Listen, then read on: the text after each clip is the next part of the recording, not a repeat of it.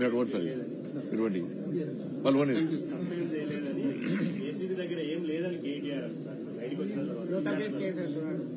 ఇప్పుడు రాష్ట్ర ముఖ్యమంత్రికి ఏదో అంతకుముందు కసి ఉండే రాష్ట్ర ముఖ్యమంత్రి గారికి ఉందనుకునే అయితే ఇద్దరు ఒక్కటైనా డౌట్ వస్తుంది. రాష్ట్ర ముఖ్యమంత్రి కేటీఆర్ ఒక్కటైనా డౌట్ వస్తుంది. అది ఎందుకంటే ఒక ముఖ్యమంత్రి పట్టుకొని లొట్టపీసి ముఖ్యమంత్రి అంటాడు, ఒక ముఖ్యమంత్రి సన్నాసి అంటారు, ఒక ముఖ్యమంత్రి చాతాన ముఖ్యమంత్రి అంటే కూడా ముఖ్యమంత్రి పడుతున్నట్టు వీళ్ళు ఇద్దరి మధ్య అండర్స్టాండింగ్ ఏది? రాష్ట్ర ముఖ్యమంత్రికును కేసీఆర్ కుటుంబానికి మధ్య జరిగిన అంతర్గత ఒప్పందం ఏంది? ఏదో ఉన్న ఇద్దరి మధ్యలో నన్ను చూడు అందరు చూడండి ఇక చూడండి ఆశ్చర్యం పీకేలేదు. అలా అరెస్ట్ చేస్తారా ఆశ్చర్యం డౌట్ ఎప్పటికీ. లొట్టపీసు కేసు అంటే ఇవాళ మీరు తప్పు చేయకుంటే ఇవాళ వాళ్ళు చూస్తే బీఆర్ఎస్ వాళ్ళు చూస్తే నమస్తుంది.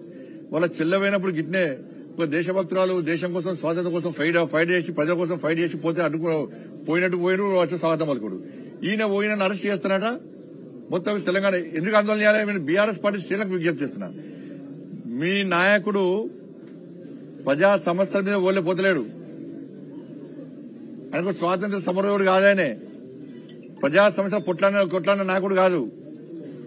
ఆ విషయంలో జైలు పోతాడు. అవినీతి ఆరోపణ జైలు పోతున్నాడు. ఆయన సమర్థిస్తే మీరు కూడా అవినీతి పనులైపోతారు. ముద్రపడితే ఫ్యూచర్ లో నేను కూడా ఒక అవినీతి పనులు సమర్థించిన ఆరోపణలు వచ్చినప్పుడు ఊకే బీఆర్ఎస్ జలగా కడిగిన ముత్తులక బయటకు వచ్చాక మాట్లాడు. ఇప్పుడు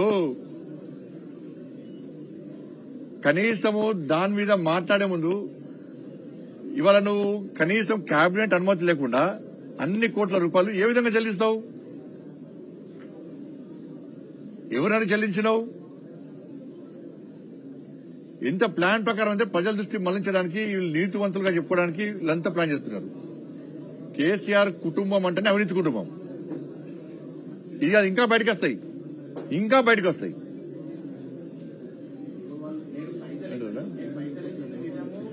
700 కోట్ల లాభాలు వచ్చినాయి. ఎట్లా వచ్చినాయి లాభాలు చెప్పాలి? పరిస్థితి లాభాలు చూపట్టు.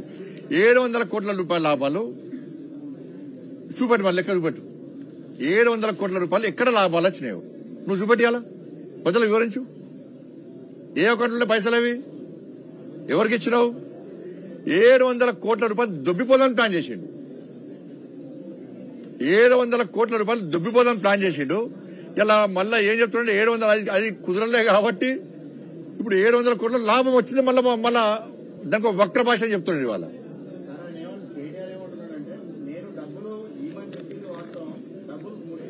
నీ పర్సనల్ అకౌంట్ అదేమన్నా? ఆయన పర్సనల్ అకౌంట్ నీ తాత జాగిరా నీ అయ్యే జాగిరా ఇవ్వడానికి? అరే నువ్వు క్యాబినెట్ ఆమోదం లేకుండా ఎట్లిస్తావు? నువ్వు ఏది పడుతుంది ఇస్తావా? అంత ఆతృత ఇవ్వాల్సిన అవసరం ఏమొచ్చింది? అరే ఫీజుల మీద పైసలు ఇవ్వవు, అంత ఆతృత ఇవ్వాలి కదా. ఆరోగ్యశ్రీ పైసలు ఎందుకు ఇవ్వాలి? అప్పుడు రైతులకు మీ అయ్యవై చెక్కులు ఇచ్చిన కదా, అంత ఆతృతతోని రైతులకు ఎందుకు చెక్కులు ఇవ్వాలి? రైతులకు ఎందుకు బోనస్ ఇవ్వాలి? రైతులకు రుణమాఫీ చేయడానికి అంత ఆతృత సంతకాలు ఎందుకు పెట్టలే? క్యాబినెట్ ఆమోదం లేకుండా రైతులకు రుణమాఫీ చేయొచ్చు కదా. నువ్వు ఇవ్వాలనుకుంటే ఎందుకు ఇవ్వాలి? ఫీజు రియంబర్స్మెంట్ రైతులకు అప్పుడు ఆమోదం కూడా ఇవ్వాలి, ఎందుకు ఇవ్వాలి?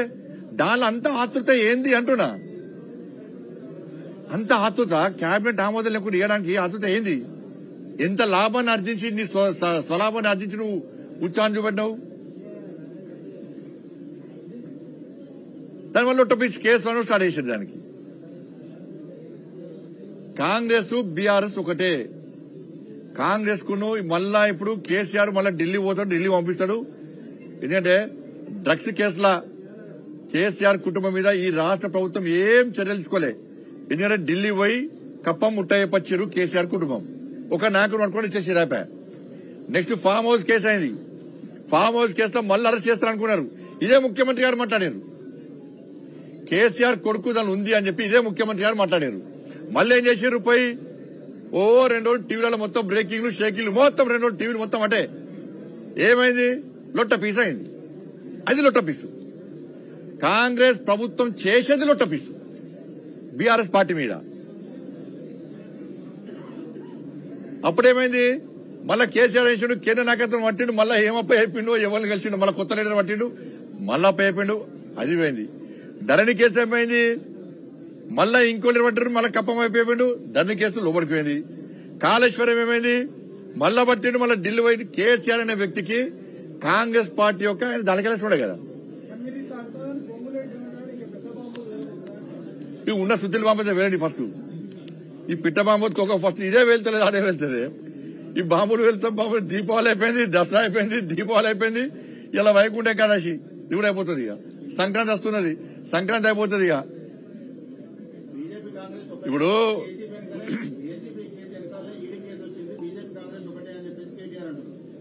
ఏదో ఒకటైతే సంగతి చూస్తాం, గ్యారంటీ చూస్తాం. ఒకటన్నా ఏం బాధపడం. నీ కుటుంబం యొక్క అవినీతి బయట పెట్టడమే భారతీయ జనతా పార్టీ యొక్క ఆలోచన. తిరుపతికి సంబంధించి తప్పకుండా అది అందరి మనుషులు కలిసివేసింది. అది అనుకోకుండా జరిగినటువంటి ఒక సంఘటన. దాన్ని ఇప్పటికే అక్కడ రాష్ట్ర ముఖ్యమంత్రి గారు గాని, అక్కడ ఉప ముఖ్యమంత్రి గారు గాని, అక్కడ టీటీడీ బోర్డు మెంబర్ అయిన భాను ప్రకాష్ రెడ్డి గారు గాని వాళ్ళందరూ కూడా ఆ ప్రాంతాల్లో పర్యటించారు, ప్రజలకు మనోజాలు చెప్పారు. రాష్ట్ర ముఖ్యమంత్రి గారు కూడా చాలా సీరియస్ గా దాని మీద స్పందించారు. అధికారులకు కూడా వార్నింగ్ కూడా జరిగింది. తప్పకుండా దాని మీద విచారణ జరుగుతుంది కాబట్టి, అది జరగడానికి సంఘటన జరిగింది కాబట్టి ఇంకోసారి ఇటువంటి సంఘటన జరగకుండా చూసే ప్రయత్నం ప్రభుత్వం చేస్తుందా, టీటీడీ బోర్డు కూడా చేస్తున్నది. కాబట్టి అక్కడ ప్రమాదానికి గురైన వాళ్ళందరూ కూడా ఉన్నత న్యాయమైనటువంటి చికిత్స అందజేస్తున్నారు కాబట్టి అది జరగడానికి సంఘటన జరిగింది. అది భద్రత అంటే దాని మీద కంపల్సరీ చర్యలు తీసుకున్నారు. కొన్ని ఆ కమ్యూనికేషన్ గ్యాప్ వల్ల జరిగిన వాస్తవం చాలా పెద్ద సంఘటన. అంతమంది చనిపోవడం అంటే మామూలు విషయం కాదు, పేదోళ్ళు చచ్చిపోయారు. చాలా కాబట్టి చర్యలు తీసుకుంటూ స్టార్ట్ చేశారు కాబట్టి ఇంకా ఎటువంటి జరగకుండా మనం ప్రయత్నం చేస్తున్నారు. వాళ్ళు చూస్తామంటే ప్యాసింజర్స్ యొక్క డిమాండ్ బట్టి రైల్వే నష్టపోకుండా ఉండడానికి మాత్రమే రైల్వే ప్రయత్నం చేస్తుంటుంది. ఆ స్థాయిలో ప్యాసింజర్స్ వచ్చి రైల్వే నష్టపడకుండా ఉండేదంటే 2 రోజులు కాదు 3 రోజులతో డైలీ కూడా నడిపే అవకాశం ఉంటాయి. కాబట్టి 2 రోజులు సరిపడా ప్యాసింజర్ 2 సార్లు తిరిగి సరిపడా ప్యాసింజర్స్ వస్తారు కాబట్టి 2 సార్లు నడుపుతున్నాం. ప్రజల నుంచి డిమాండ్ పెడితే ఇంకెక్కువ వచ్చే ప్రయత్నం చేస్తాం.